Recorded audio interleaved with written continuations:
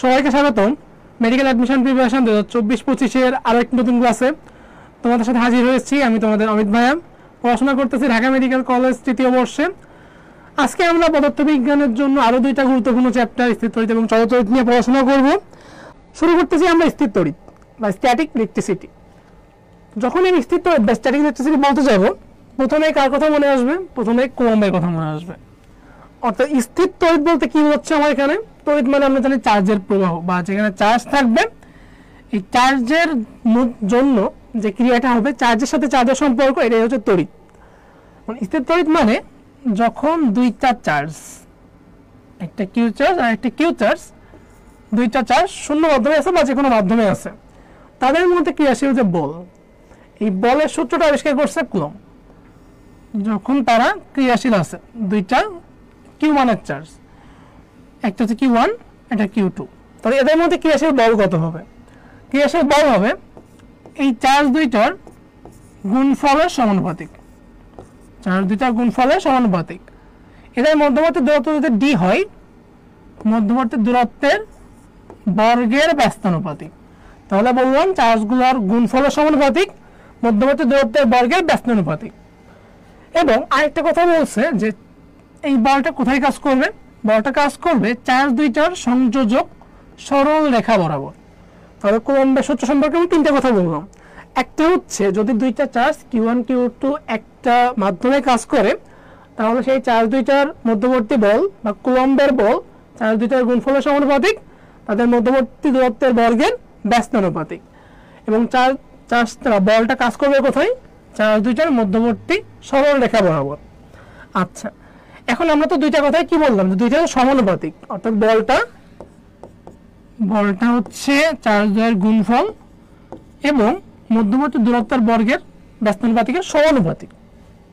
তাহলে এই সমানুপাতিক চিহ্ন তুলতে আমাদের কি লাগবে? এখন একটা ধ্রুবক লাগবে। সেই ধ্রুবকটা হচ্ছে 1/4 এপসাইলন নট। যখন আমরা চার্জ দুইটা শূন্য মাধ্যমে ধরবো, তখন এই বলের মানটা আসবে হচ্ছে, বা এই ধ্রুবকটার মান আসবে 1/4 এপসাইলন নট। আচ্ছা, তো এইটাই ছিল কি আমাদের স্থির তড়িৎ দুইটা চার্জ যখন থাকবে শূন্য মাধ্যমে, তখন তাদের মধ্যে ক্রিয়াশীল বল, তো ক্রিয়াশীল তড়িৎ বল।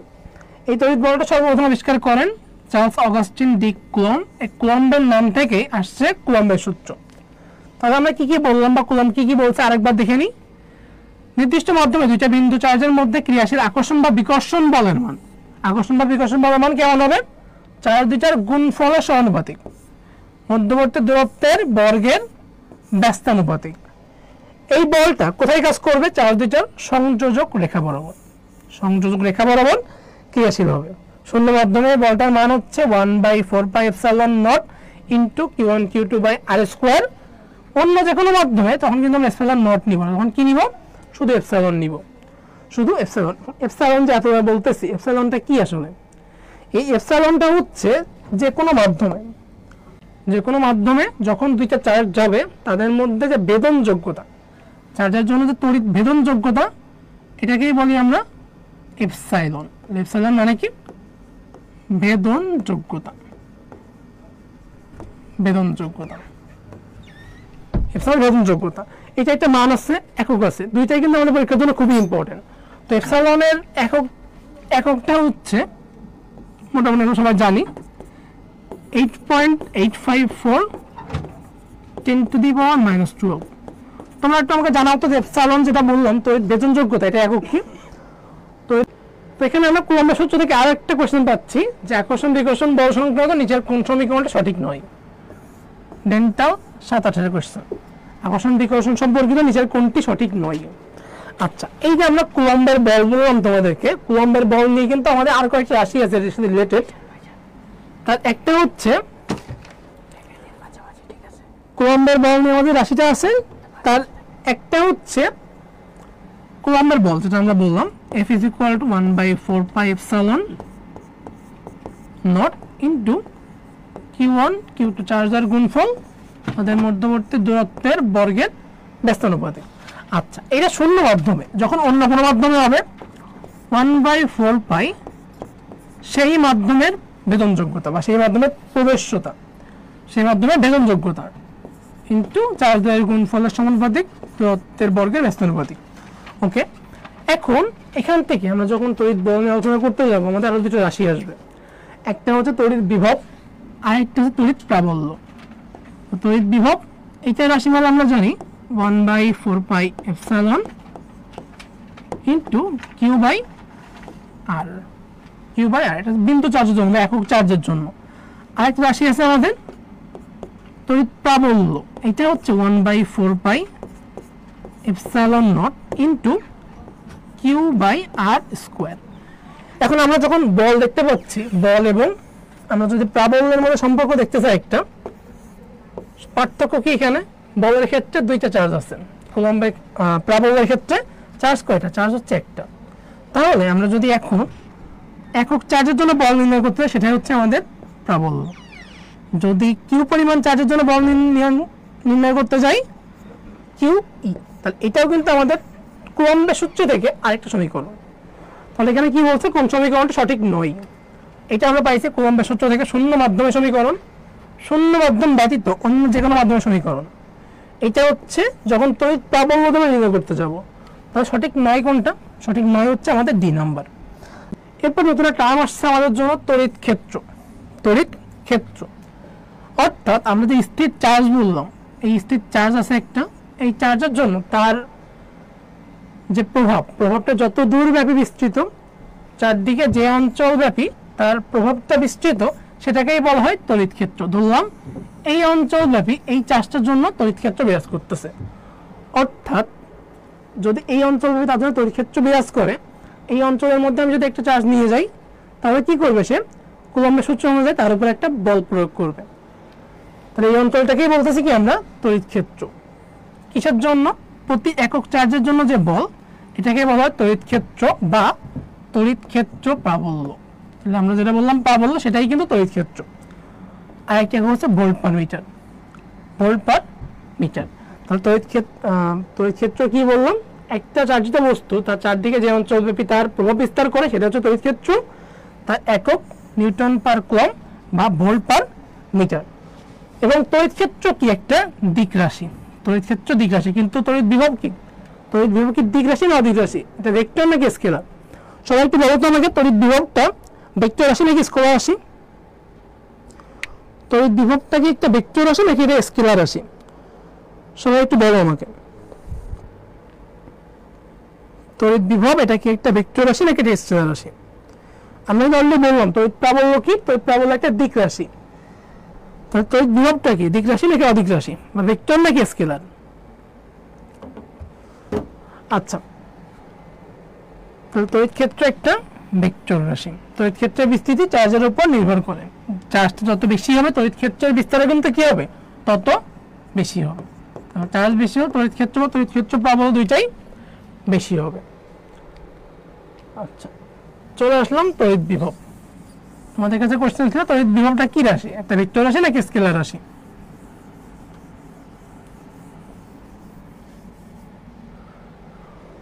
তড়িৎ বিভব কি?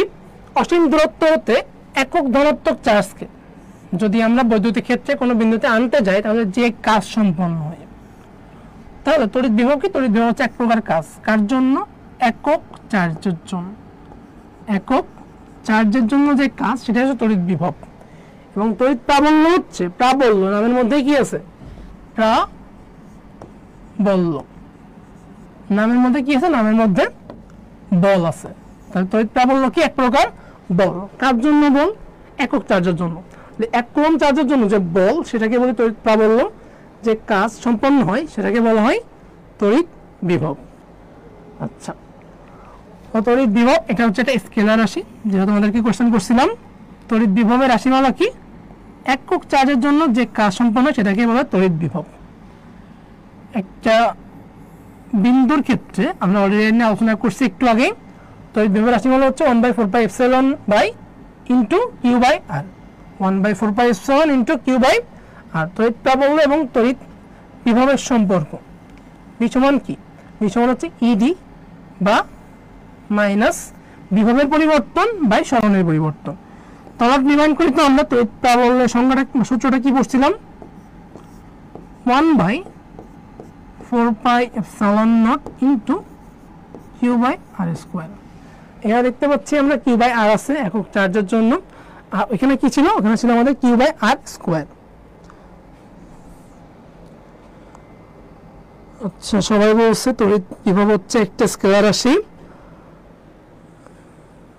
সূচনা বলছে ভেক্টর রাশি, তড়িৎ বিভব কিন্তু ভেক্টর রাশি নয়, কারণ আমরা জানি কাজও কি, কাজ একটা স্কেলার রাশি। তাহলে একক কুলম্বের জন্য বা একক চার্জের জন্য যে কাজ হবে সেটাও কি, সেটাও একটা স্কেলার রাশি। বিভব হচ্ছে একটা স্কেলার রাশি। এবং তড়িৎ প্রাবল্য বিভবের সম্পর্ক কি, B = ED, B = ED। আচ্ছা, আমরা একটা কোশ্চেন পাইলাম, দুটি আহিত বস্তু পরস্পরের সাথে সংযুক্ত করলে আধান প্রবাহের দিক কোন দিকে হবে তা কিসের উপর নির্ভর করে? তাহলে আধান প্রবাহের দিক বা তড়িৎ প্রবাহের দিক এটা কিসের উপর নির্ভর করে?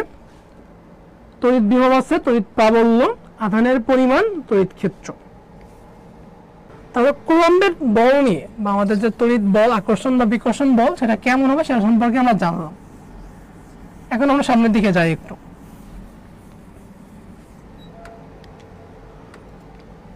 তো এখানে দেখতে পাচ্ছি আমাদের বিগত বছরে 2013-14 মেডিকেল অ্যাডমিশনে একটা কোশ্চেন আসছে, যেটা হচ্ছে কুলম্বের সূত্র অনুসারে কোনটি সঠিক নয়।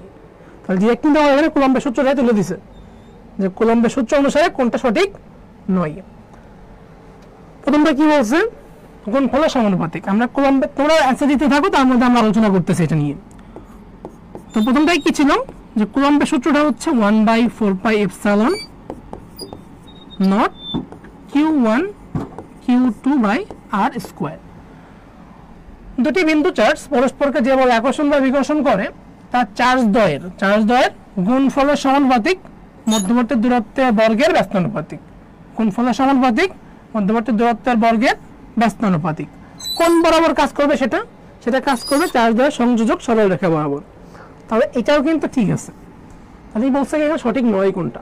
সঠিক নয় হচ্ছে মধ্যবর্তী দূরত্বের বর্গের অর্ধেকের, কখনোই অর্ধেকের ব্যস্তানুপাতিক না, বর্গের ব্যস্তানুপাতিক। তাহলে এটা সঠিক নয়। যে আমার এখানে একটা কি আছে, এখানে একটা চার্জ আছে যেটা Q1, আমি এটাকে কি করলাম, Q2 যে চার্জ তার সাথে কি করলাম, এটা পরিবাহের মাধ্যমে যুক্ত করলাম। এখন আমার এখান থেকে তড়িৎ প্রবাহের দিকটা কিসের মাধ্যমে নিয়ন্ত্রিত হবে? তড়িৎ বিভব, তড়িৎ প্রাবল্য, আধানের পরিমাণ নাকি তড়িৎ ক্ষেত্র? আমরা কিন্তু যখন চলতড়িৎ পড়ব তখন কিন্তু দেখতে পাবো যে ওহমের সূত্রটা কেমন ছিল, যে কোনো জায়গায় তড়িৎ প্রবাহ নির্ভর করে ওই পরিবাহী দুই প্রান্তের বিভব পার্থক্যের সমানুপাতিক। যখন আমরা স্থির তড়িৎ পড়তেছি তখন চার্জের প্রবাহের দিক নির্ভর করে কিসের উপর? তড়িৎ বিভবের উপর। তো চার্জের প্রবাহের দিক কিসের উপর নির্ভরশীল? তড়িৎ বিভবের উপর। কিন্তু আমাদের এ হবে তড়িৎ প্রাবল্য কি, তড়িৎ প্রাবল্য দিক আছে ঠিক আছে, কিন্তু এটা চার্জের প্রবাহের দিকটা নির্দেশ করে না। এটা চার্জের জন্য যে বল হয়, যে বল আকর্ষণ বা বিকর্ষণ বল, সেটা নির্দেশ করে, কিন্তু চার্জের প্রবাহের দিক নির্দেশ করে না। আচ্ছা, এটাও মেডিকেল অ্যাডমিশন 2023-24 কোশ্চেন। তড়িৎ বিভবের একক কি? আমাদের আরেকটি কোশ্চেন, তড়িৎ বিভবের একক কোনটি, যেটা ডেন্টাল 21 কোশ্চেন। এখন আমরা কি বলবো, বিভবটা কি? একটা বিভবটা হচ্ছে কাজ। আমরা জানি কাজের একক কি, কাজের একক জুল। কিন্তু এটা শুধু কি জুল বলতে পারবো? আমরা বলবো বিভব প্রকার কাজ, কার জন্য কাজ, প্রতি একক চার্জের জন্য যে কাজ সেটাকে বলা হয় বিভব। তাহলে বিভব সমান joule per coulomb. Joule per coulomb, শুধু জুল বলতে পারবো না, ফ্যারাডে হবে না, হেনরি হবে না, তাহলে এককটা কি? ভোল্ট। তড়িৎ বিভবের একক ভোল্ট বা জুল পার কুলম। এই দুটো হচ্ছে তড়িৎ বিভবের একক, যেটা একটা স্কেলার রাশি। তাহলে তড়িৎ বিভবের একক কি? তড়িৎ বিভবের একক হচ্ছে ভোল্ট। যারা ভোল্ট দিচ্ছ বা চার্জ দিয়ে দিচ্ছ সবাই কিন্তু রাইট দিচ্ছ। ওকে, তো তড়িৎ প্রাবল্য কি বলে? একক বল, মানে বলের একক কি? বলের একক নিউটন। কার জন্য? একক চার্জের জন্য, মানে নিউটন পার কুলম। প্রাবল্য এক প্রকার বল, বল মানে নিউটন, তার জন্য একক চার্জের জন্য অর্থাৎ নিউটন পার কুলম। তাহলে তড়িৎ প্রাবল্য হচ্ছে ভোল্ট পার মিটার বা নিউটন পার কুলম। এখানে কি সমীকরণ আমরা বারবার বলে আসতেছি, এটা আলাদা এখন দেখা করার প্রয়োজন নেই। আধান ঘনত্ব এবং তড়িৎ প্রাবল্যের মধ্যে সম্পর্ক হচ্ছে প্রাবল্য সমান আধান ঘনত্ব ডিভাইড বাই এপসিলন নট। আমাদের এই জিনিসগুলো কিন্তু ভর্তি কিভাবে আসে তোমাকে একটু আগে আমি দেখাইলাম। কুলম্বের সূত্রের জন্য সমীকরণটা সঠিক নয়, কোন সমীকরণটা সঠিক নয়, তেমনি আমাদের এই সমীকরণগুলো আছে এগুলো কি করবে, পরীক্ষা দিয়ে দিবে, দিয়ে বলবে কোনটা সঠিক নয়। এই জন্য কিন্তু আমাদের সূত্রগুলো আছে, যেগুলো সূত্রগুলো আমাদের খুব সুন্দর করতে হবে। আমাদের বোর্ড বইয়ে যেটা আমি এক্সারসাইজ সাধারণত মেডিকেলের জন্য প্রিপেয়ার করি এবং সেটা করতে বলা হয়। তো এই বোর্ডের মধ্যে সূত্রগুলো আছে, সূত্রগুলো কিন্তু আমাদেরকে একটু ভালোভাবে সলভ করতে হবে। এই অ্যাডমিশনটাতে আমরা যেটার জন্য এত কষ্ট করে সামনে এগিয়ে যাচ্ছি, অ্যাডমিশন টেস্ট এখনো তোমাদের কাছে প্রায় 2 মাস মতো, 2 মাসের 5-6 দিন মতো কম আছে।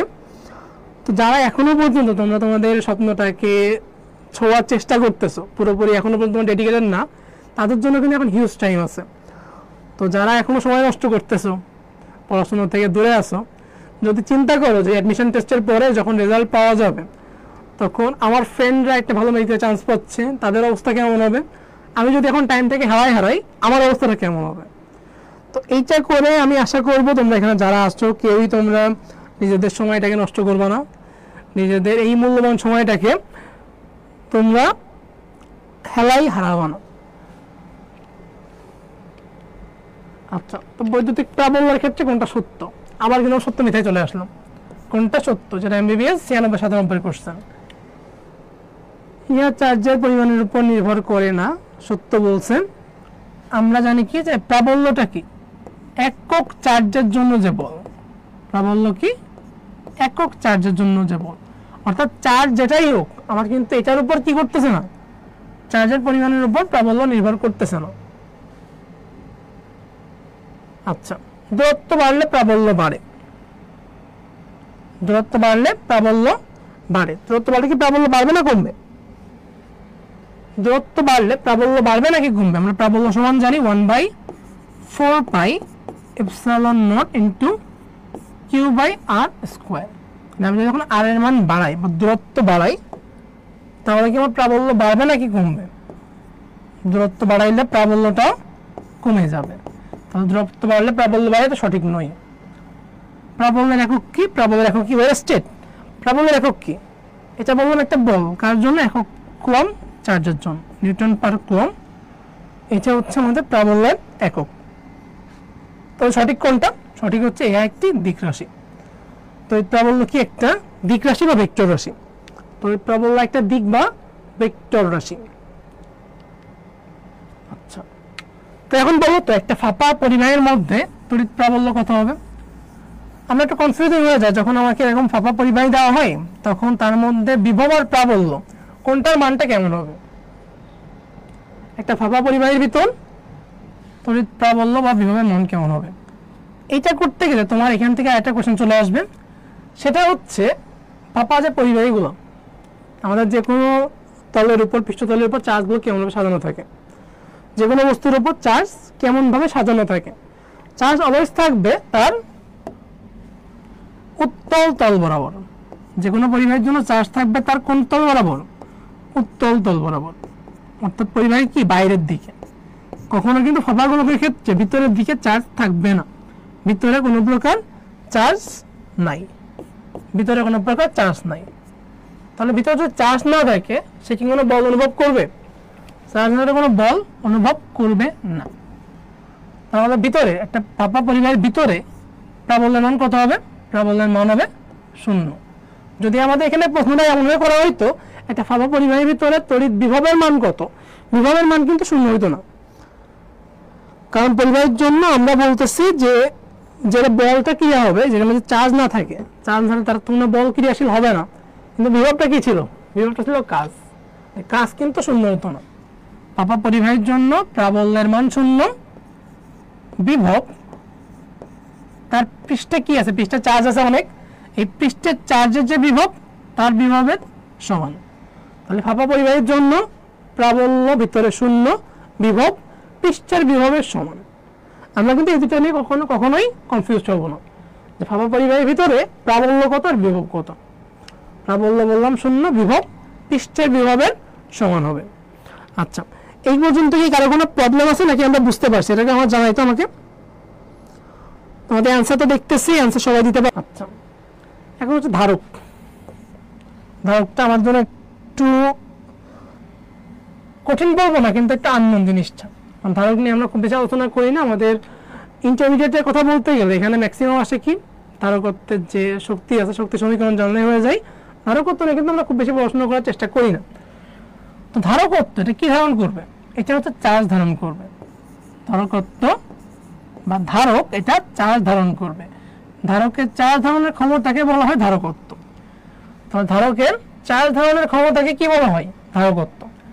ধারকত্ব বৃদ্ধি করার উপায় কি কি আছে? পৃষ্ঠের ক্ষেত্রফল যদি বাড়ানো হয়, পৃষ্ঠের ক্ষেত্রফল যদি বাড়ানো হয়। এখন মনে করো আমার কাছে ছোট্ট একটা ব্যাগ দেওয়া হলো, আমাকে ছোট্ট একটা ব্যাগ দেওয়া হলো 10টা বল নেওয়ার জন্য। সেই ব্যাগে 10টা বলই ধরে, আমি কি 10টা বলের বেশি নিতে পারবো? সেখানে নিতে পারবো না। কিন্তু আমি যদি এখন ওই ব্যাগটাকে একটু বড় ব্যাগ নিই, ব্যাগটাকে পরিবর্তন করে আমি যদি একটা বড় ব্যাগ নিই, তাহলে কি আমি এখানে 10টার বেশি বল ধরাইতে পারবো। তো তেমনই আমরা কি বললাম, ধারক মানে হচ্ছে যে চার্জ ধারণ করে। তো যে চার্জ ধারণ করে, আমি যদি তার পৃষ্ঠতলের ক্ষেত্রফলটা বাড়াই দিই, জায়গা বেড়ে যাচ্ছে, চার্জ ধারণের পরিমাণও কিন্তু বেড়ে যাবে। ধারকত্ব বাড়ানোর কি করব, ধারকের পৃষ্ঠের ক্ষেত্রফল বাড়াই দিব। পাদ্বয়ের মধ্যবর্তী দূরত্ব কি করব, দূরত্ব কমাই দিব। মধ্যবর্তী দূরত্ব কমাই দিলে ধারকত্বের পরিমাণ বাড়বে। পাদ্বয়ের মধ্যে বেশি মানে ডাইইলেকট্রিক ধ্রুবক নিব, বেশি মানে ডাইইলেকট্রিক ধ্রুবক নিব। ডাইইলেকট্রিক নিয়ে একটু পরে আলোচনা করব। এখন আসলে তোমাদের কাছে কোশ্চেন যে শূন্য মাধ্যমে ধারকত্ব বেশি নাকি অন্য যে কোনো মাধ্যমে ধারকত্ব বেশি? শূন্য মাধ্যমে ধারকত্ব এবং অন্য যে কোনো মাধ্যমে ধারকত্ব কোনটা বেশি? তোমার কাছে কি মনে হয়? আমরা ধারকত্ব নিয়ে অনেকেই পড়াশোনা করছি, অনেকেই এখনো করি নাই, অনেকের পুরোপুরি ক্লিয়ার ধারণা নাই। ধারকত্ব শূন্য মাধ্যমে সবচেয়ে বেশি নাকি অন্য যে কোনো মাধ্যমে বেশি? একটু ধারকত্বটা শূন্য মাধ্যমে বেশি নাকি অন্য যে কোনো মাধ্যমে শূন্য মাধ্যমের তুলনায় বেশি?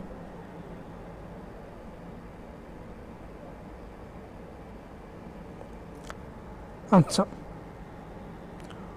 ধারকত্ব শূন্য মাধ্যমে। এখন আমি যদি একটা নর্মালভাবে বলতে চাই, শূন্য মাধ্যমে আমার কাছে কি আছে? কোনো কিছুই নাই। ধারকত্ব বা চার্জ ধরার জন্য কোনো কিছুই নাই। তাহলে যেখানে কোনো কিছু নাই সেখানে বেশি ধরতে পারবো না কম ধরতে পারবো? সেখানে নিশ্চয়ই কম ধরতে পারবো। তাহলে বেশি ধরতে পারবো কোথায়? যেখানে অন্য কিছু আছে বা অন্য যে কোনো মাধ্যমে। তাহলে অন্য যে কোনো মাধ্যমে ধারকত্বের পরিমাণ বেশি, শূন্য মাধ্যমে ধারকত্বের পরিমাণ কম। আচ্ছা, ধারকের ব্যবহার কোথায় কোথায় করি আমরা? টেলিগ্রাফ, টেলিফোন, বেতার গ্রাহক যন্ত্রে, বৈদ্যুতিক বর্তনীতে, চার্জিং এবং ডিসচার্জিং এর জন্য, স্পন্দকে এবং কম্পিউটার কিবোর্ডে, বৈদ্যুতিক পাখাকে জোরে ঘোরানোর জন্য, বৈদ্যুতিক বর্তনীতে, ফ্ল্যাশ ফটোগ্রাফিতে, বিবর্ধক যন্ত্রে, কাপলিং এর কাজে, ফিল্টার সার্কিট এবং চার্জ সঞ্চিত করতে। ধারকত্বটাই বললাম যে চার্জ সঞ্চিত করে। এই চার্জ সঞ্চিত করবে সেটাকে কিন্তু বলা হয় ধারক। ধারকের অন্যতম কাজ কি? সে চার্জ সঞ্চিত করতে পারে। তো ধারকের শক্তি সমীকরণ কি? একটা ধারক সে যে চার্জ ধারণ করবে, ধারণ করার জন্য তার শক্তির সমীকরণটা কি? শক্তির সমীকরণ বেশ কয়েকটা সমীকরণ আছে শক্তির জন্য। একটা হচ্ছে যদি আমরা সেখানে কিউ পরিমাণ চার্জ নিই, ধারকের ধারকত্ব সি হয় এবং সেই পরিবাহী বা যেটা আমরা নিব, যে ধারক নিব তার বিভব যদি ভি হয়, তাহলে ধারকত্বের জন্য শক্তির সমীকরণ হচ্ছে U is equal to half Q square by C is equal to half. আমরা কি করব, চার্জ সমান কিউ সমান মনে রাখবো সিভি। কিউ সমান কি? সিভি। তাহলে এখান থেকে আমাদের আসতেছে সিভি স্কোয়ার। একটা হচ্ছে কিউ স্কোয়ার বাই সি বললাম, যখন আমরা কিউ এর মানটা সিভি বসাবো তখন আসবে হাফ সিভি স্কোয়ার, এবং আরেকটা মান আছে হাফ কিউ ভি। তাহলে এখান থেকে কোনটা কোনটা আমাদের অপশনে দেওয়া আছে? অপশনে দেওয়া আছে half Q square by C, এটা ঠিক আছে। Half Q by C square, এটা কিন্তু ঠিক নাই, কিউ স্কোয়ার বাই সি হইতো। হাফ সিভি স্কোয়ার, এটাও ঠিক আছে। হাফ কিউ ভি, এটাও ঠিক আছে। তাহলে ঠিক নয় কোনটা? বি নম্বর। শক্তির ধারকত্বের শক্তির জন্য সমীকরণ 9 কোনটা? সমীকরণ 9 হচ্ছে সি নাম্বার। আচ্ছা, কোন মাধ্যমে ধারকত্ব বেশি এটা বুঝো নাই। অন্য যে কোনো মাধ্যমে, শূন্য মাধ্যমে কি? শূন্য মাধ্যমে আমাদের কিছু নাই, আমরা ধরবোটা কোথায়? শূন্য মাধ্যমে ধরার জন্য কিছু নাই। তো এই জন্য অন্য যে কোনো মাধ্যমে কি থাকবে? মাধ্যমের কণাগুলো থাকবে, তার ডাইইলেকট্রিক ধ্রুবকের মান বেশি থাকবে, সেখানে আমরা চার্জ ধরতে পারবো বেশি। ডাইইলেকট্রিক বা পরাবৈদ্যুতিক ধ্রুবক যেখানে বেশি থাকবে সেখানে ধারণ ক্ষমতাটাও বেশি হবে, চার্জের বেদনযোগ্যতাটাও বেশি হবে। কারণ আলো শূন্য মাধ্যমে বেশি চলতে পারে, ফাঁকা জায়গায় বেশি চলতে পারে, অন্য যে কোনো কিছু কিন্তু মাধ্যমের সাপেক্ষে বেশি চলতে পারে। আচ্ছা, এটা আসছে মেডিকেল 12-13 এবং মেডিকেল 2-3 দুইবার রিপিট। তাহলে আমরা কিন্তু এখান থেকে দেখলাম যে মাত্র 10 বছরের ডিফারেন্সে কোশ্চেন রিপিট হয়ে গেল। তোমাদেরকে বারবার বলা হয় তোমরা যখন বিগত বছরের কোশ্চেনগুলো সলভ করবা, সেটা মেডিকেল ডেন্টালের হোক বা ভার্সিটির কিছু রিলেটেড কোশ্চেন আছে আমাদের এখানে সেটা হোক, অথবা আমরা বোর্ড কোশ্চেন বিগত বছরগুলোতে যদি আমরা অ্যানালাইসিস করি, বোর্ড কোশ্চেন অনেক বেশি আসে। আমরা কিন্তু এইগুলো সলভ করলে মোটামুটি আমাদের অনেকগুলো কমানো চলে আসে, তারপর তুমি যতটুকু এফোর্ট দিবা, যতটুকু বেশি পড়তে পারবা, তোমার নাম্বারটা তত বেশি আপগ্রেড হবে। নিচের কোনটি শক্তি সমীকরণ নয়? ডেল্টাও 12-13 কোশ্চেন। আমরা কিন্তু এই কোশ্চেনটা একটু আগে সলভ করলাম। আর একটাই কোশ্চেন পরপর 10 বছরের মধ্যে, এবং 12-13তেই সেটা মেডিকেলেও আসছে, ডেন্টালেও আসছে। 12-13তে একটাই কোশ্চেন, সেটা মেডিকেলেও আসছে, ডেন্টালেও আসছে। যারা 7-এর বি বলছো সবাই সঠিক উত্তর দিচ্ছ। তোমরা 8-এর অ্যান্সারটাও, 8-এর অ্যান্সারটা একই পাবো, যেহেতু একই কোশ্চেন বারবার রিপিট হয়েছে, আমরা 8-এর অ্যান্সারটাও একই পাবো। এখন আসো অপরিবাহী পদার্থের জন্য পরাবৈদ্যুতিক ধ্রুবক কি? তো অপরিবাহী যে পদার্থগুলো আছে, পরিবাহী হলো তার মধ্যে চার্জ প্রবাহিত হতো, অপরিবাহী কিন্তু চার্জ প্রবাহের কোনো ঝামেলা নাই। তো সে কি করবে? সে চার্জ ধারণ করতে পারবে, তার ধারণ করার ক্ষমতাটাকেই বলা হয় পরাবৈদ্যুতিক ধ্রুবক। চার্জ ধারণ করার ক্ষমতাটাকেই বলা হয় পরাবৈদ্যুতিক ধ্রুবক। এই পরাবৈদ্যুতিক ধ্রুবকের মান অলওয়েজ কি হয়? অলওয়েজ 1-এর থেকে বেশি হয়। যেমন আমি যদি লিখতে যাই, এটা 3টা সমীকরণ আছে আমাদের। এপসাইলন নট বাই, ওটা লিখলাম, সেটা হচ্ছে এফ নট শূন্য মাধ্যমের তড়িৎ বল বাই যে কোনো মাধ্যমের তড়িৎ বল ইজ ইকুয়াল টু অন্য যে কোনো মাধ্যমের তড়িৎ বেদনযোগ্যতা বাই শূন্য মাধ্যমের তড়িৎ বেদনযোগ্যতা এবং যে কোনো মাধ্যমের ধারকত্ব শূন্য মাধ্যমের ধারকত্ব। তো আমরা মনে রাখবো পরবর্তী ধ্রুবকের মান অলওয়েজ কি হবে? অলওয়েজ 1-এর থেকে বেশি হবে। তো আমরা জানি শূন্য মাধ্যমের বল সবচেয়ে বেশি, তাহলে শূন্য মাধ্যমের ক্ষেত্রে কি হবে? বলটা উপরে থাকবে, বলের ক্ষেত্রে শূন্য মাধ্যমের বল উপরে থাকবে।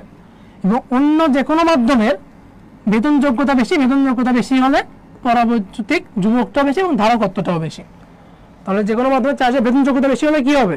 তার ধারকত্বের পরিমাণও বেশি, এবং বলটা তড়িৎ বল বা চার্জের জন্য যে বল ক্রিয়াশীল হয় সেটা শূন্য মাধ্যমে সর্বোচ্চ হবে। তাহলে এগুলোকে কি বলতেছি আমরা? অপরিবাহী পদার্থের পরাবৈদ্যুতিক ধ্রুবক, বা আরেকটা নাম আছে এটার, সেটা হচ্ছে ডাই ইলেকট্রিক ধ্রুবক। পরাবৈদ্যুতিক ধ্রুবক বা ডাই ইলেকট্রিক ধ্রুবক, ডাই ইলেকট্রিক ধ্রুবক, পরাবৈদ্যুতিক বা ডাই ইলেকট্রিক ধ্রুবক। এখন এখান থেকে কিন্তু আমাদের কোশ্চেন আসে। আমাদের এই যে চার্ট দেখতেছি আমরা, এটা দেখে, এটা ভেরি ভেরি ইম্পর্টেন্ট। তোমাদের সামনে যদি বই থাকে দাগায় নাও, 100% মেডিকেল অ্যাডমিশন আসার মতো একটা জায়গা। তো আমরা এটা মুখস্থ করে ফেলবো। এখন কিভাবে মুখস্থ করবো? একটু কনসেন্ট্রেশন দিলেই আমরা এখন এই চারটা মুখস্থ করে ফেলবো। শূন্য স্থানে ধ্রুবকের মান কত? অলওয়েজ বললাম 1-এর থেকে বেশি হবে। এখন 1-এর থেকে বেশি হতো সুযোগ নাই এখানে, তাহলে কি হচ্ছে? শূন্য স্থানে পরবর্তী ধ্রুবকের মান 1। বায়ুতে 1.0005, পলিথিন, এই 3 থেকে আমরা মনে রাখবো 3, তাহলে 2.3, পলিথিনের মান 2.3 পরবর্তী ধ্রুবকের মান। মৌলভিজারক কাগজ বা অ্যাম্বার 2.7, ইবোনাইট, এটা দিয়ে আমরা মনে রাখবো 8, তাহলে ইবোনাইটের পরবর্তী ধ্রুবক কত? 2.8, ইবোনাইট 8। কাঁচ দিয়ে মনে রাখবা কাঁচ 5, তাহলে 5.1 বা 5.10। অভ্র 7, অভ্র কত? অভ্র 7। Sodium chloride 8, পলিস্টারিন 2.6। বাকিগুলো কিন্তু মনে থাকতেছে। এখন আসো, আমাদের ঝামেলা যেটা বেশি হয় সেটা হচ্ছে পানি নিয়ে। পানির ডাইইলেকট্রিক ধ্রুবকের মান কত? পানির ডাইইলেকট্রিক ধ্রুবকের মান কত? পানির ডাইইলেকট্রিক ধ্রুবকের মান কত? পানির ডাইইলেকট্রিক ধ্রুবকের মান এখানে আমরা দেখতে পাচ্ছি 80। অনেক জায়গায় তোমরা অনেক বইতে কি দেখতে পাবা? এটার মান হচ্ছে 20। আমাদের কয়েকটা বইতে 80 দেওয়া, কয়েকটা বইতে মান 20 দেওয়া। এখন আমরা কোনটা নিব? তোমরা যদি এটা একটু অনলাইনে সার্চ দিতে চাও, সার্চলে দেখতে পাবা এটার মান আসতেছে অলমোস্ট 78 বা 80-এর কাছাকাছি। এবং অন্যান্য বই, যতগুলো বইতে আমাদের ডিফারেন্স দেখা গেছে, ম্যাক্সিমাম জায়গায় কিন্তু পাওয়া গেছে ডাইইলেকট্রিক ধ্রুবকের মানটা 80। তো আমরা এটা 80 দিয়ে মনে রাখবো, এটা 80 দিয়ে মনে রাখবো। যদি কখনো আমাদের অপশনে 80 না থাকে তখন আমরা 20-এর দিকে যাব। মান 80 থাকলে তুমি এটা 80 দিয়ে মনে রাখবে। আচ্ছা, সাবিরা বলছে পানিতে 20 হবে। সেটাই তো বললাম, যখন আমাদের অপশনে 80 থাকবে না তখন আমরা 20-এর দিকে যাব। 80 থাকলে 80-কে আমরা প্রায়োরিটি দিব। সূরা সুলতানা বলছে নাইট মানে 8, ঠিক আছে, এটা দিয়ে আমরা মনে রাখতে পারবো। ওকে, তাহলে আমরা মোটামুটি কিন্তু এটা মুখস্থ করে ফেলতে পারছি। তোমরা একটু কমেন্টে জানাও তো আমাকে যে 4টা এখন মুখস্থ হয়েছে কিনা, সবাই 4টা মুখস্থ করে ফেলতে পারছো কিনা আমাকে একটু জানাও। আচ্ছা, গুলো স্যারের বইতে 80.4 দেওয়া, আমাদের হাজার স্যারের বইতে কিন্তু এই মানটা 80 দেওয়া। তোমরা যারা আসো এখন তোমরা 4টা মুখস্থ করে ফেলতে পারছো কিনা এখনই এটা একটু জানাও আমাকে, কারণ এই 4টা আমাদের জন্য এই ভর্তি পরীক্ষার জন্য খুবই ইম্পর্টেন্ট। এখান থেকে এটা কোশ্চেন আসতে পারে, সুতরাং 4টা আমরা মুখস্থ করে ফেলতে পারছি কিনা আমাকে জানাও একটু। নিম্নের কোনটি কাচের ডাইলেকট্রিক ধ্রুবকের মান? আমরা মুখস্থ করে 4 ধরনের কথা বলতে পারবো যে কোনটা এখানে কাচের ডাইলেকট্রিক ধ্রুবকের মান, এটার কোনটা কাচের ডাইলেকট্রিক ধ্রুবকের মান। 1 কি ছিল? 1 ছিল হচ্ছে শূন্য মাধ্যম, 1 শূন্য মাধ্যম। আমরা চিটা বক্সে পাই নাই, দরকার নাই এটা। 7 ছিল কিসের জন্য? 7 ছিল অভ্রের জন্য, 7 ছিল অভ্রের জন্য। 1 হচ্ছে শূন্য মাধ্যম, কি 1 পাই নাই, 7 অভ্র। কাজ আমরা কিভাবে লিখতে পারছিলাম? কাজ কিভাবে লিখতে পারছি? কাজ। এখন হচ্ছে চলতড়িৎ। চলতড়িৎ বলতে গেলে প্রথমে আমাদের কি আসবে? চলতড়িৎ বলতে আমরা কি বুঝি? তড়িৎ বা চার্জের প্রবাহ। একটু আগে আমরা দেখলাম কি? একটু আগে আমরা দেখলাম স্থির চার্জ, এখন দেখবো চার্জের প্রবাহ। তাহলে একটা পরিবাহী বরাবর চার্জ যখন প্রবাহিত হবে এটাকেই বলা হবে চলতড়িৎ। চার্জ যখন প্রবাহিত হয় তখন তাকে বলা হবে কি? চলতড়িৎ। এখন একটা পরিবাহীর মধ্য দিয়ে যখন চার্জ প্রবাহিত হয় তখন কি হয়? এই পরিবাহীও কিন্তু তাকে একটা বাধা দেওয়ার চেষ্টা করবে। তো পরিবাহীর যে বাধা তার চার্জের প্রতি বা তড়িতের প্রতি, এটাকে বলা হয় রোধ। যখন তড়িৎ বা চার্জ একটা পরিবাহীর মধ্য দিয়ে চলাচলের চেষ্টা করবে সেখানে কি করবে? সে বাধা পাবে। এই বাধাটাকে কি বলা হয়? বাধাটাকে বলা হয় রোধ। এবং তড়িৎ প্রবাহটা কেন হচ্ছে? তড়িৎ প্রবাহ হচ্ছে দুই প্রান্তের বিভব পার্থক্যের জন্য। আমরা বিগত চ্যাপ্টারেই পড়ে আসছি এটা, যে বিভব পার্থক্যের জন্যই চার্জের প্রবাহ ঘটে বা তড়িৎ প্রবাহ ঘটে। তাহলে রোধ দিয়ে শুরু করতেছে। রোধটা কি? পরিবাহীর যে ধর্মের জন্য, রোধটার সাথে ধর্ম যার জন্য এর মধ্যে দিয়ে তড়িৎ প্রবাহ বাধাপ্রাপ্ত হয়। তড়িৎ প্রবাহ বাধাপ্রাপ্ত হয় যে ধর্মের জন্য, সেটাকে কি বলা হয়? সেটাকেই রোধ বলা হয়। সেটাকে বলা হয় রোধ। এই রোধের মান কিসের উপর নির্ভর করে? রোধের মান 4টা জিনিসের উপর নির্ভর করে। একটা হচ্ছে পরিবাহীর দৈর্ঘ্য, প্রস্তুতদের ক্ষেত্রফল, তাপমাত্রা এবং পরিবাহীর উপাদান। মানে কিসের উপর নির্ভর করে? সবাই একটু আমাকে কমেন্ট করে জানাও তো যে পরিবাহীর রোধ কিসের উপর নির্ভর করে? সেটা পরিবাহীর দৈর্ঘ্যের উপর নির্ভর করে, প্রস্তুতদের ক্ষেত্রফলের উপর নির্ভর করে, তাপমাত্রার উপর নির্ভর করে এবং উপাদানের উপর নির্ভর করে। তাহলে রোধ নির্ভর করে কিসের উপর? দৈর্ঘ্যের উপর, পরিবাহীর প্রস্তুতদের ক্ষেত্রফলের উপর, তাপমাত্রা এবং উপাদানের উপর। এটা রোধটা বললাম। এই রোধটা কি? সর্বসাকুল্যে একটা পরিবাহীর উপর। এই রোধটা সর্বসাকুল্যে একটা পরিবাহীর উপর যে বাধা দানকারী বল, সেটাকে আমরা বলি বাধা দানকারী ধর্ম, সেটা হচ্ছে রোধ। তো রোধের একটা সূত্র আছে। একটা পরিবাহীর উপর যখন রোধটা ক্রিয়া করতেছে তার কয়টা সূত্র আছে? তার 3টা সূত্র আছে। একটা হচ্ছে দৈর্ঘ্যের সূত্র। দৈর্ঘ্যের সূত্রটা কি? যে তাপমাত্রা এবং উপাদান স্থির থাকে, পরিবাহীর রোধ তার দৈর্ঘ্যের সমানুপাতিক। তাপমাত্রা, উপাদান এবং প্রস্তুতদের ক্ষেত্রফল যখন স্থির থাকবে।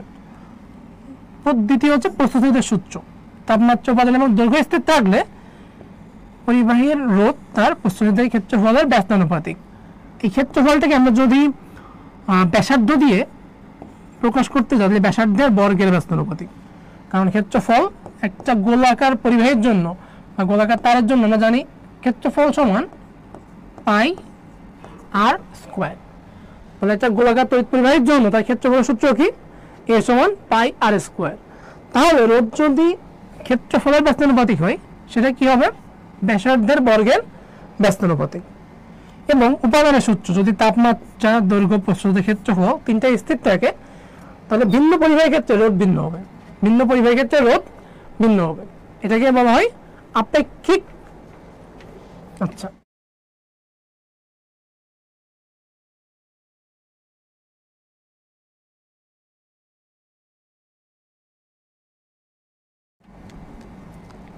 আমাদের উপাদানের জন্য যে কোনো পরিবাহীতে একই উপাদান হইলে 2টা পরিবাহী একই উপাদানে তাদের রোধ কিন্তু সমান। যখনই আমরা ভিন্ন উপাদানে নিব তখন তাদের রোধটাও ভিন্ন হবে। তাহলে 3টে সূত্র পাইলাম। একটা হচ্ছে দৈর্ঘ্যের সূত্র, প্রস্তুতদের ক্ষেত্রফলের সূত্র, উপাদানের সূত্র। তাহলে রোধ দৈর্ঘ্যের সমানুপাতিক প্রস্থচ্ছেদের ক্ষেত্রফলের ব্যস্তানুপাতিক। আমরা একসাথে করলে কি পাচ্ছি, একসাথে করলে আর সমানুপাতিক এল বাই এ। চিহ্ন তুলতে গেলে কি লাগবে, একটা ধ্রুবক লাগবে, সেই ধ্রুবকটা হচ্ছে রো, রো বা আপেক্ষিক রোধ। এই আপেক্ষিক রোধ কাকে বলে, যখন আমরা কোনো পরিবাহীর দৈর্ঘ্যকে 1 করে দিব বা 1 একক করে দিব, প্রস্থচ্ছেদের ক্ষেত্রফলকেও 1 একক করে দিব, তখন ওই পরিবাহীর যে রোধ সেটাকেই বলা হয় আপেক্ষিক রোধ। সেটাকে কি বলা হয়, আপেক্ষিক রোধ। আপেক্ষিক রোধ সমান আর এ বাই এল। রোধের একক জানি আমরা ওহম, এ এর একক হচ্ছে মিটার স্কোয়ার, এল এর একক মিটার। তাহলে আপেক্ষিক রোধের একক কি পাচ্ছি, ওহম মিটার। আপেক্ষিক রোধের একক কি পাচ্ছি, আপেক্ষিক রোধের একক ওহম মিটার। আচ্ছা, এখন তাহলে আমরা যেটা পড়লাম সেখান থেকে একটা আনসার দিই। প্রস্থচ্ছেদের ক্ষেত্রফল দ্বিগুণ করা হলে রোধের পরিমাণ কত হবে, প্রস্থচ্ছেদের ক্ষেত্রফল দ্বিগুণ করা হলে রোধের পরিমাণ কত হবে। প্রস্থচ্ছেদের ক্ষেত্রফল দ্বিগুণ করা হলে রোধ সমান সমানুপাতিক প্রস্থচ্ছেদের ক্ষেত্রফল, প্রস্থচ্ছেদের ক্ষেত্রফল ব্যস্তানুপাতিক, রোধ প্রস্থচ্ছেদের ক্ষেত্রফল ব্যস্তানুপাতিক। তাহলে এর জন্য দ্বিগুণ করি, তাহলে রোধ কি হবে, রোধ অর্ধেক হয়ে যাবে, রোধ অর্ধেক। আমরা যারা অর্ধেক সবাই একদম সঠিক দিচ্ছ। আচ্ছা, নেক্সট টপিকে যাই। নিচের কোনটির উপর রোধ নির্ভর করে না। আমরা কিন্তু রোধের নির্ভরশীলতা বললাম 4টা বিষয়ের উপর। রোধের নির্ভরশীলতা বিষয়ের উপর 4টা বিষয়ের উপর। কি কি বিষয়, রোধ একটা পরিবাহীর দৈর্ঘ্যের উপর নির্ভর করবে, পরিবাহীর দৈর্ঘ্য, আর প্রস্থচ্ছেদের ক্ষেত্রফল, প্রস্থচ্ছেদের ক্ষেত্রফলের উপর নির্ভর করবে, আর উপাদানের উপর নির্ভর করবে। যে পরিবাহীটি আমরা যে পরিবাহীটি প্রয়োগ করব সেই পরিবাহীতে যে উপাদান সেই উপাদানের উপর নির্ভর করবে, এবং সর্বশেষ কি তাপমাত্রার উপর নির্ভর করবে।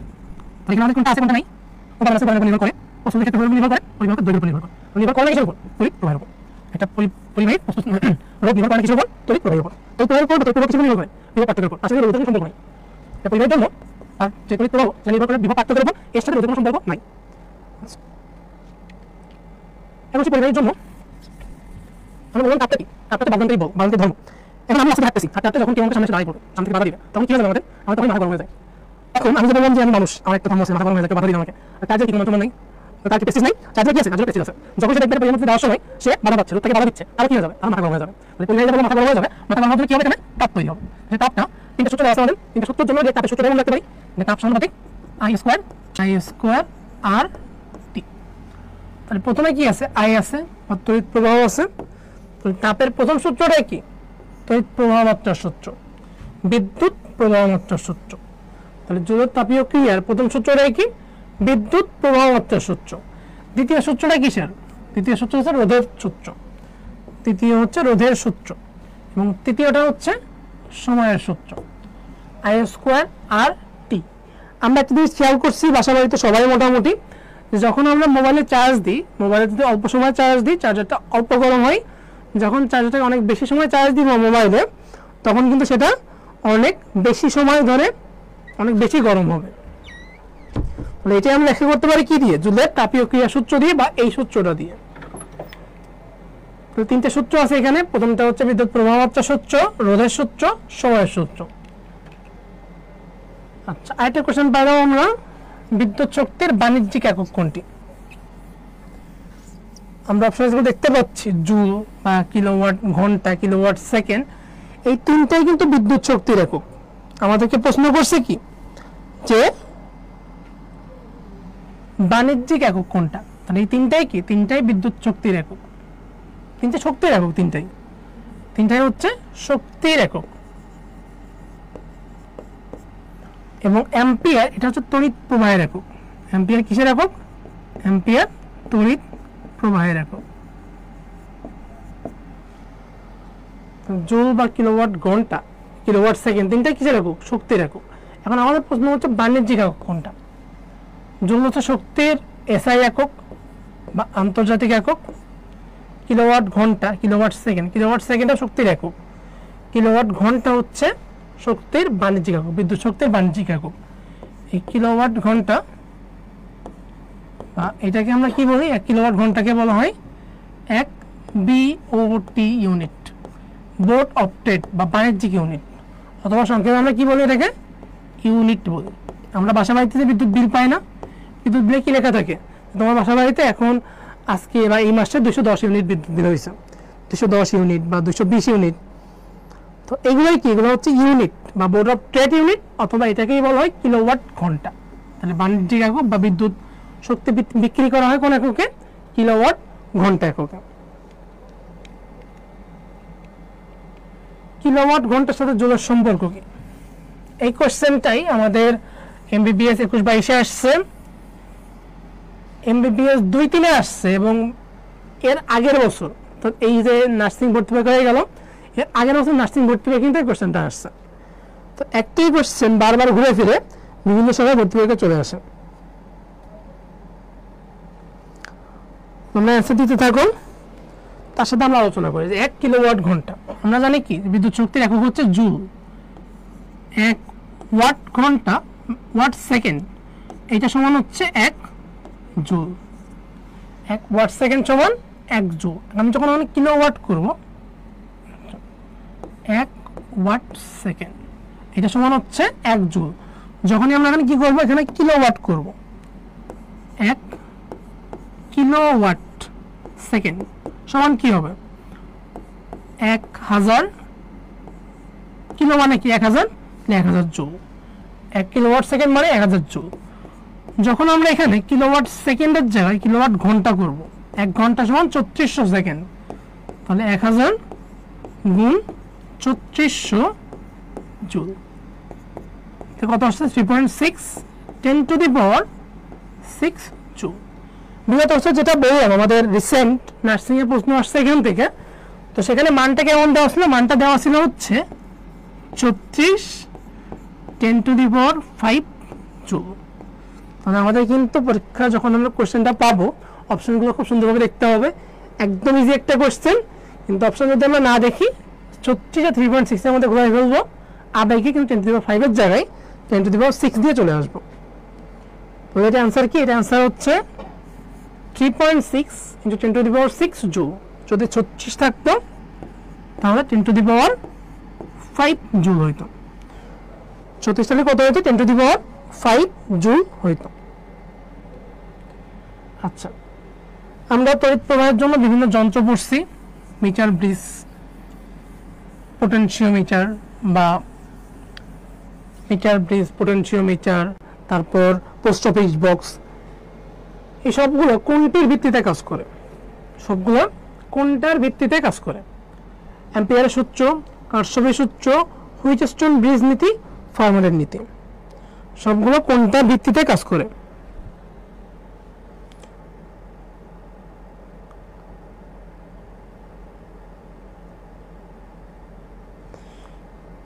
এই যে আমাদের মিটার ব্রিজ, এটা কোনটার ভিত্তিতে কাজ করে?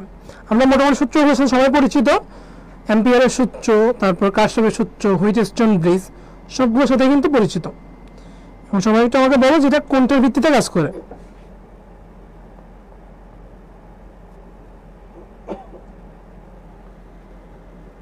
আচ্ছা, এখন আমাদের কনফিউশন যেটা বেশি হয় এখান থেকে, কনফিউশনটা কি, হুইটস্টোন ব্রিজ নীতি এবং কারশফের সূত্র, দুইটা প্রায় একই রকম জিনিস নির্দেশ করে, হুইটস্টোন ব্রিজ আর কারশফের সূত্র। তো আমরা যখন সর্বপ্রথম কোন যন্ত্র নিয়ে কাজ করতে যাই বা বিভিন্ন যন্ত্রের মধ্যে যে সম্পর্কটা করি, সেটা হচ্ছে বিভব পার্থক্য বা তড়িৎচালক বল যন্ত্রের, তার তড়িৎ প্রবাহ এবং রোধ, এই তিনটার মধ্যে সম্পর্ক করি। সর্বপ্রথম সম্পর্কটা আসছে হচ্ছে কারশফের সূত্র থেকে। যে কারশফের সূত্র কয়টা ছিল, 2টা সূত্র ছিল। এই কারশফের 2টা সূত্র থেকেই পরবর্তীতে আমরা হুইটস্টোন ব্রিজ নামে একটা বর্তনী পাইছি। হুইটস্টোন ব্রিজ নামে একটা বর্তনী পাইছি। এই বর্তনীর নীতিতেই কিন্তু আমাদের যে 3টে যন্ত্র বললাম, মিটার, ব্রিজ, পোটেনশিওমিটার বা পোস্ট অফিস বক্স, এই 3টাই তৈরি করা হয়েছে।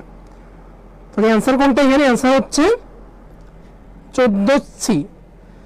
আপনি বলবে হুইটস্টোন ব্রিজ কার ভিত্তিতে প্রতিষ্ঠিত, তখন হবে কারশফের সূত্র। কিন্তু যদি আমাদেরকে বলা হয় বিভিন্ন যন্ত্রগুলো কার ভিত্তিতে প্রতিষ্ঠিত, সেগুলো হবে হচ্ছে হুইটস্টোন ব্রিজ নীতির ভিত্তিতে।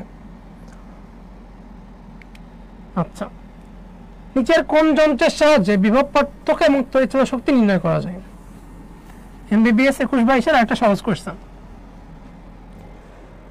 তো গ্যালভানোমিটারের সাহায্যে আমরা কি নির্ণয় করি? গ্যালভানোমিটারের সাহায্যে বিদ্যুতের অস্তিত্ব আছে কিনা এটা নির্ণয় করা হয়। বিদ্যুতের অস্তিত্ব। বিদ্যুতের অস্তিত্ব আছে কিনা এটা নির্ণয় করা হয়। পোটেনশিওমিটারের অ্যামিটারের সাহায্যে তড়িৎ প্রবাহ নির্ণয় করা হয়। অ্যামিটারের সাহায্যে তড়িৎ প্রবাহ। ওহম মিটারের সাহায্যে রোধ মাপা হয়। ওহম মিটারের সাহায্যে রোধ মাপা হয় এবং পোটেনশিওমিটার দিয়ে আমরা এটা যন্ত্রের বিভব পার্থক্য এবং তড়িৎ চলাচল শক্তি নির্ণয় করতে পারি। তাহলে অ্যান্সার কোনটা? অ্যান্সার 15টা সবাই বলছো বি। আচ্ছা, তো কোন যন্ত্রের সাহায্যে আপেক্ষিক রোধ নির্ণয় করা হয়? আমরা বিভিন্ন যন্ত্র পাইলাম। ক্যালোরিমিটার, ক্যালোরি কিসের একক? ক্যালোরি হচ্ছে তাপের একক। মানে ক্যালোরিমিটার দিয়ে কি নির্ণয় করব? ক্যালোরিমিটার দিয়ে তাপ পরিমাপ করতে পারবো। গ্যালভানোমিটার দিয়ে বললাম বিদ্যুতের অস্তিত্ব। পোটেনশিওমিটার দিয়ে বিদ্যুতের বিভব বা তড়িৎচালক শক্তি বা তড়িৎচালক বল যেটাই বলি আমরা সেটাই নির্ণয় করতে পারি। এবং মিটার ব্রিজ দিয়ে কি নির্ণয় করা হয়? মিটার ব্রিজ দিয়ে আপেক্ষিক রোধ নির্ণয় করা যায়। মিটার ব্রিজ দিয়ে কি নির্ণয় করা যায়? মিটার ব্রিজ দিয়ে আপেক্ষিক রোধটা নির্ণয় করা যায়। মিটার ব্রিজ দিয়ে আপেক্ষিক রোধ নির্ণয় করা যায়। তোমরা এটা অ্যান্সার দিয়ে ফেলো। এটা হচ্ছে আমাদের আজকের লাস্ট কোশ্চেন ছিল। আমরা 2টা অধ্যায় পড়লাম বিগত 1 ঘন্টা ধরে। তোমাদের কাছ থেকে অনেক অ্যান্সার পাইলাম, অনেক কিছু আলোচনা করলাম, অনেকের অনেক প্রবলেম আছে সেগুলো নিয়েও দেখলাম। এছাড়াও যদি কারো কোনো প্রবলেম থাকে সেই প্রবলেমগুলো তোমরা কমেন্টে জানিয়ে দিতে পারো, আমাকে জানিয়ে দিতে পারো। চেষ্টা করব নেক্সট ক্লাসে বা তোমাদের কমেন্টে তোমাদের অ্যান্সারগুলো দিয়ে দেওয়ার। এবং আগামীতে খুব শীঘ্রই হয়তো তোমাদের সাথে আবার দেখা হবে।